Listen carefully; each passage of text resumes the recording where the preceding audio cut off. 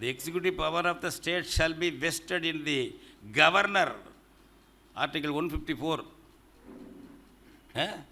The executive power of the state shall be vested in the governor and shall be exercised by him either directly or through officers subordinate to him in accordance with the constitution. நேரடியாக அவர் இயக்கலாம் அந்த அமைச்சரவையை, இல்லைன்னா அவர் அதிகாரிகள் மூலம் இயக்கலாம். எங்கே ஆளுநர் மாளிகையில் உள்ள அதிகாரிகள் மூலம் இயக்கலாம். கான்ஸ்டியூஷன் 154ங்க. இதை நீக்கு என்று என்றைக்காவது மு.க. ஸ்டாலின் சொன்னது உண்டா? ஐம்பெரும் கொள்கைகள் இதை நீக்கு